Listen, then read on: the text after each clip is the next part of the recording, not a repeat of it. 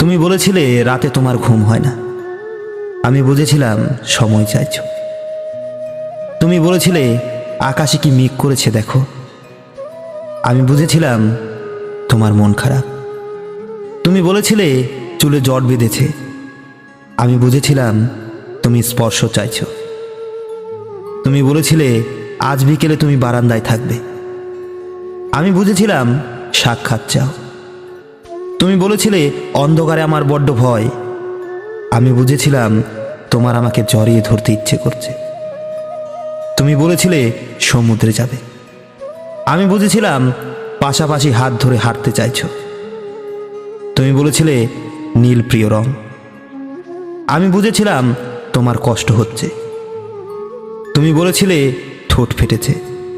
আমি বুঝেছিলাম চুমু খেতে চাইছো। তুমি বলেছিলে অঙ্ক ভালো লাগে না। আমি বুঝেছিলাম তুমি কবিতা ভালোবাসো। তুমি বলেছিলে আজ তাড়াতাড়ি বাড়ি ফিরতে হবে। তুমি বলেছিলে এই হুটহাট দেখা করা, অসময়ে ফোন করা তোমার আর ভালো লাগছে না। আমি বুঝে গিয়েছিলাম বিচ্ছেদ চাইছো। তারপর অলিখিত স্বাক্ষরে তুমি যখন ইনভিজিবল কোর্টে আমার বিরুদ্ধে বিচ্ছেদের মামলা ঠুকে দিলে, আমি বুঝেছিলাম তুমি মুক্তি চাও।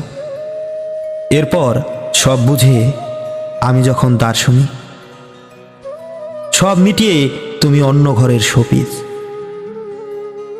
একদিন আমাদের দেখা হলো। তুমি জিজ্ঞেস করেছিলে কেমন আছো। আমি বুঝে গিয়েছিলাম তুমি ভালো নেই।